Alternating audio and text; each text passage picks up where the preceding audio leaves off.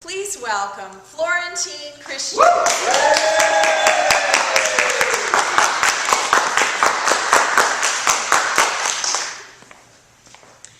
By looking systemically at the root causes of our greatest social, economic, and environmental problems, I have come upon one common denominator: our money system.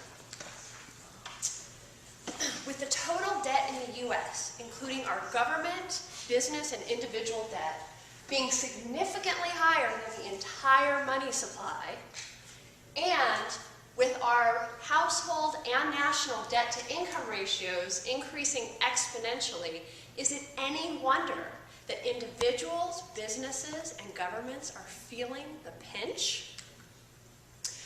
Our current centrally governed, debt-based money system actually perpetuates a sense of scarcity on an otherwise abundant planet.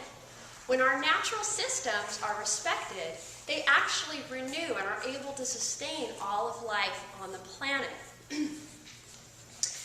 Also, we as individuals have an abundance of potentiality within us for creativity, innovation, generosity, compassion, and yet our current scarcity-based money system is perpetuating our potentials for fear and greed and has us working longer hours to grow the profits and pay the debts of large corporations, as well as the growing debts of our government and our households.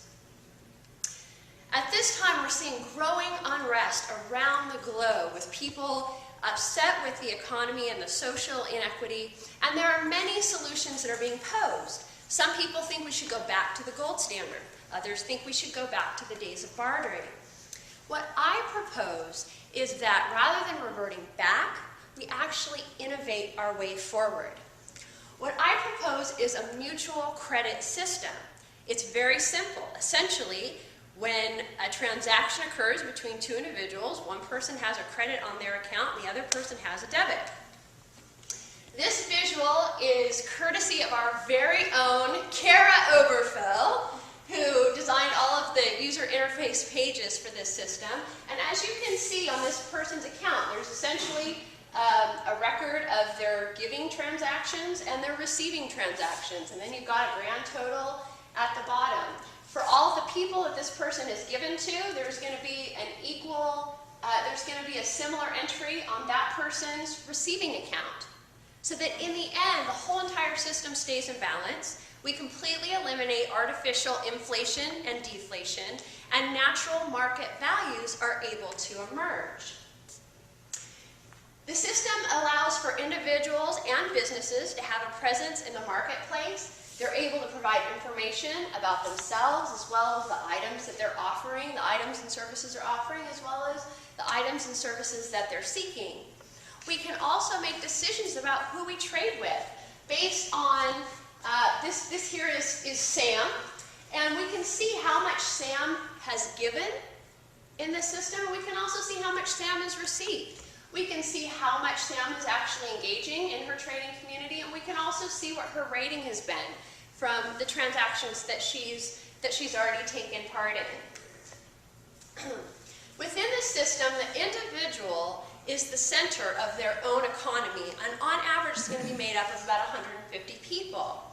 From there, their trading economy expands outwards to include their contacts, communities, and so forth. So by the third tier, this person has access to 3 million trading partners who are only 3 relationships away.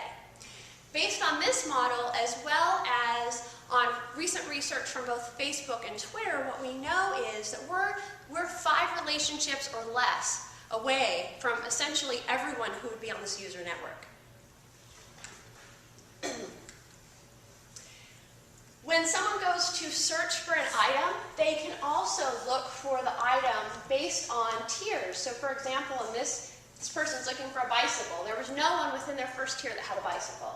But there were 7 results in their second tier, and there were 34 results in their third tier. So when they're looking for an item, they actually know how they're related to the person who's offering this item, and they're connected by relationships. We also see that all this information can be aggregated electronically, so what ends up happening is natural average market rates start to emerge. So we can see for a bicycle, what's the average market rate for the entire system. We can see by geography, and we can also see by different tiers.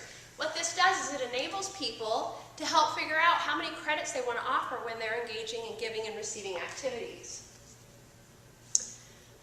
By bringing relationships back to the core of our exchange with one another, we leverage social capital, whereby my capacity to provide for my livelihood is dependent on the quality of my relationships and my contribution to my community. Essentially, what we're doing is we're eliminating trade that is based on isolation and competition, and we're actually fortifying a web of trading relationships that support us as individuals, support us, our communities, and also support life on our planet. If you would like to learn more, I invite you to visit flipthescript.com so that we can continue to work together to build a system that enables all of our highest potentialities to emerge so that we can co-creatively build a world that works for us as individuals, as communities, and for our planet. Madam Toastmaster.